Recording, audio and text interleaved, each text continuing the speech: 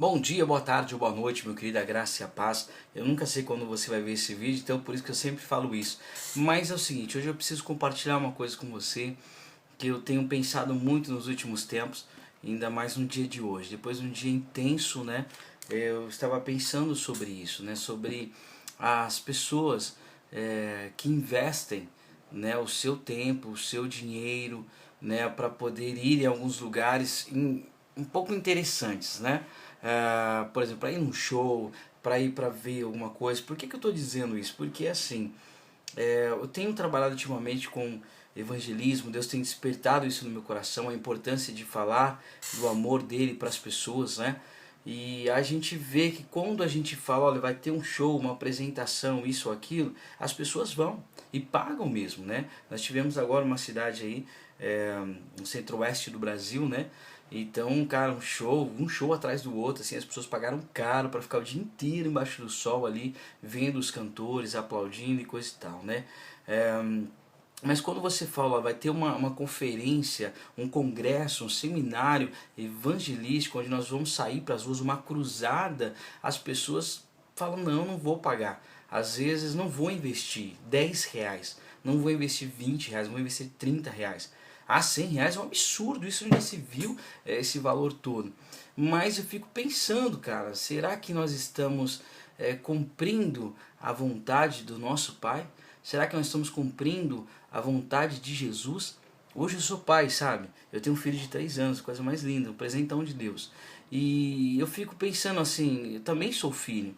Então eu conheço muitos outros pais que quando eles pedem algumas coisas para o filho e os filhos não fazem, isso dá uma tristeza muito grande. Né? Às vezes o pai investe tanto na vida de um filho, né, com faculdade, desde criancinha, pagando ali para que ele possa se formar, ter uma vida mais para frente próspera, abençoada e servir em determinada área. E quando de repente no meio do caminho a pessoa desvia, eu não estou nem falando desviar do caminho do Senhor, estou falando desvia mesmo daquilo que o pai projetou para o filho. Isso dá uma tristeza tão grande. Quantos pais, né, mães eu tenho encontrado que estão tristes, amargurados, porque os filhos não fazem aquela vontade do pai, questionam, brigam, vão fazer qualquer outra coisa, mas não fazem a vontade do pai.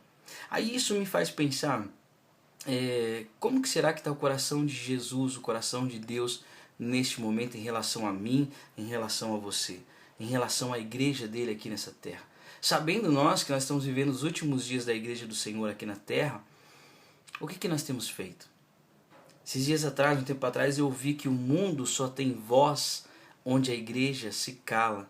Quando a igreja se cala, o mundo continua avançando. Então, irmãos, e aí eu fico pensando também, são várias coisas, sabe? Eu preciso compartilhar isso porque, assim, tem alguns pastores, né, que dizem assim, não, nessa data eu não posso fazer nada, eu não posso ir, porque nós temos algo marcado na nossa igreja.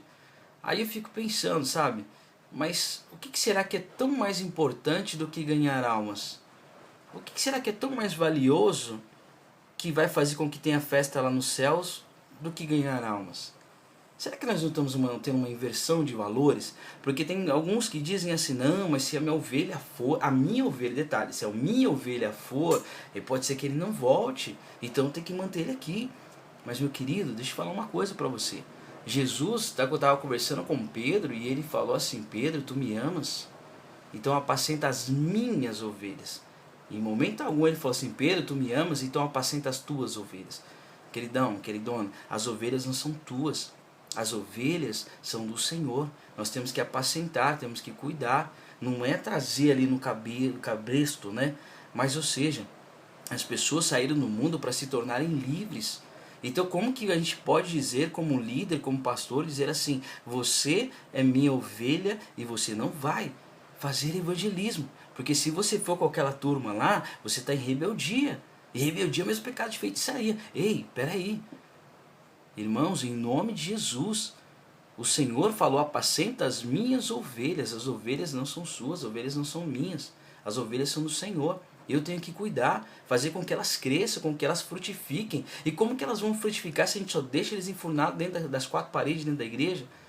Irmãos, será que o coração de Jesus, de Deus, neste exato momento, como que ele está em relação a mim, em relação a você, em relação a nós, em relação à igreja?